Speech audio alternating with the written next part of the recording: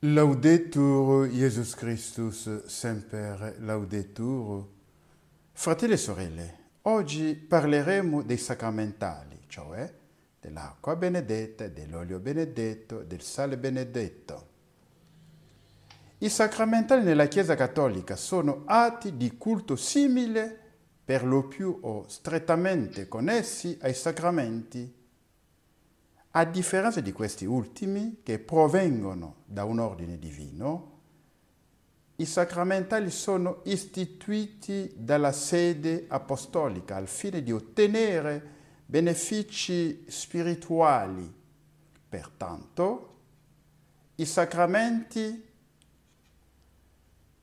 agiscono sulla vita spirituale della comunità cristiana e del singolo credente, ampliandola e completandola. Il codice di diritto canonico presenta i sacramentali in questo modo. I sacramentali sono segni sacri con cui, per una qualche imitazione dei sacramenti, vengono significati e ottenuti per l'impetrazione della Chiesa, effetti soprattutto spirituali. Si distinguono dai sacramenti essenzialmente per due motivi. Il primo, perché i sacramenti sono stati istituiti da Cristo, mentre i sacramentali sono istituiti dalla Chiesa. Il secondo, i sacramenti sono efficaci ex opere operato, mentre i sacramentali sono efficaci ex opere operantis, anzi, ex opere operantis ecclesiae. Ex opere operato significa che per la loro stessa celebrazione producono effetto. I sacramentali invece sono efficaci dipendentemente dalla devozione della Chiesa.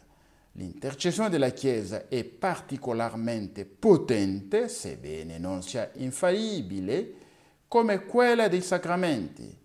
Nei sacramentali la Chiesa chiede a Dio, per coloro che ne usano degnamente, l'effetto spirituale per il quale sono stati istituiti.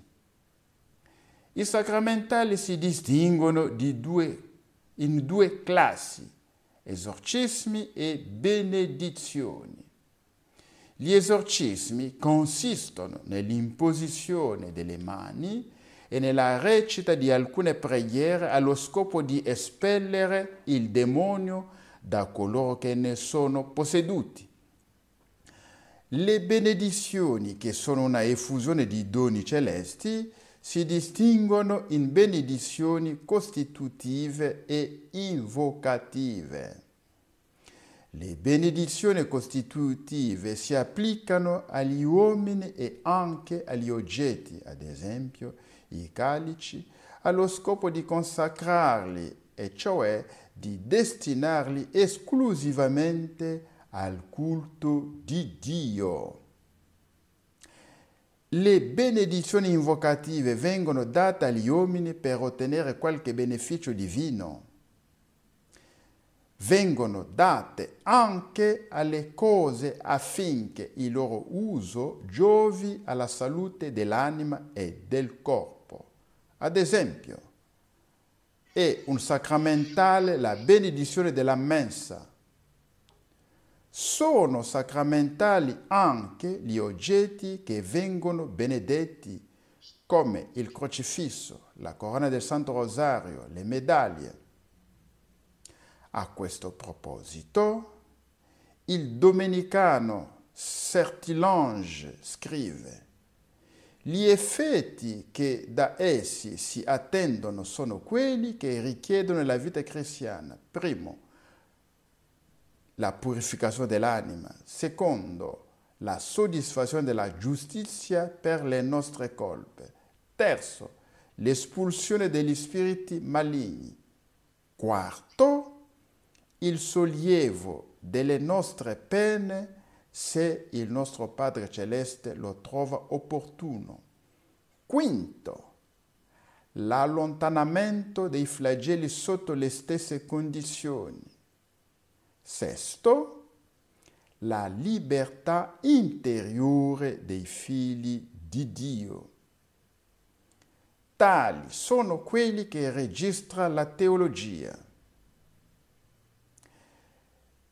Gesti minuscoli e familiari, cose da nulla, un'aspersione, una croce tracciata sulla fronte o sul petto, una formula.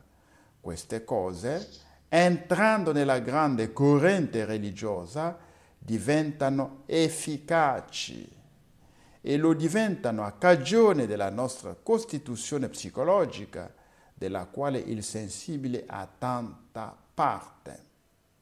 Lo diventano anche a cagione dell'istituzione della Chiesa che ha il potere di captare forze superiori, forza di associazione che, creatrice, riguarda l'individuo, forza del Redentore, nel quale la società cristiana trova il suo centro, forza di Dio che è congiunto al Redentore e che per mezzo di Lui e della Chiesa è congiunto con noi. Parliamo ora dell'acqua, olio, sale esorcizzati. A questo punto va fatta una breve chiarificazione circa la maniera di agire dei sacramentali rispetto a quella dei sacramenti. Ai sacramenti è riconosciuta un'efficacia ex opere operato. Operano per la forza di Cristo sulla base del segno sacramentale, che deve essere posto secondo il senso con cui la Chiesa lo compie, quando si deve amministrare un sacramento. I sacramentali invece operano ex opere operantis ecclesiae.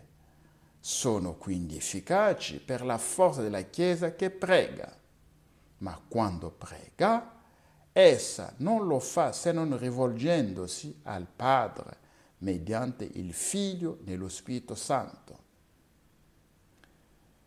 Ogni sacerdote può recitare le preghiere del rituale per esorcizzare l'acqua, l'olio e il sale. Non occorre nessuna autorizzazione particolare. Tuttavia, è molto utile conoscere l'uso specifico di questi tre sacramentali che, se usati con fede, sono di grande aiuto. Parliamo dell'acqua esorcizzata.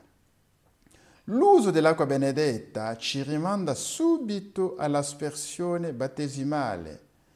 Durante il rito esorcistico, nella preghiera di benedizione, si prega il Signore affinché l'aspersione con l'acqua ci ottenga i seguenti benefici: la liberazione dal maligno e da ogni suo influsso su persone, case e luoghi, la guarigione dalle malattie, il perdono dei peccati e la protezione divina.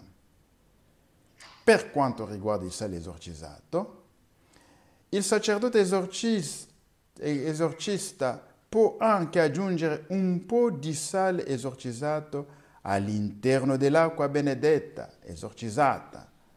L'uso del sale, quale duplice segno di purificazione, serve a rafforzare la richiesta di liberazione da ogni male e da ogni sua insidia e a invocare la presenza protettrice dello Spirito.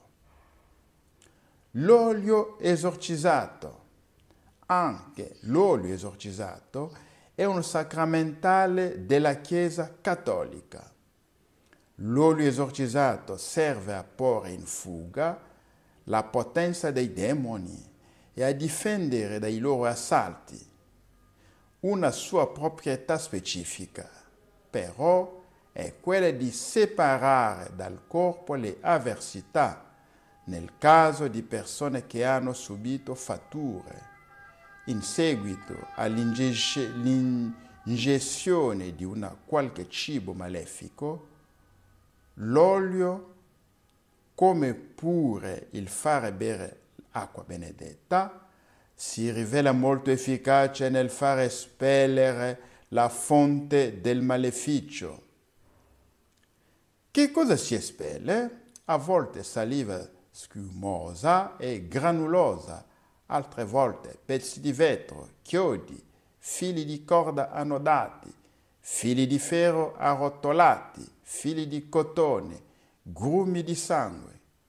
L'impressione generale degli esorcisti è che tutti questi oggetti si materializzino nell'istante stesso in cui vengono espulsi e che l'espulsione non provochi affatto danni per il corpo, ma solo benefici e sollievo. Laudetur Jesus Christus, semper laudetur.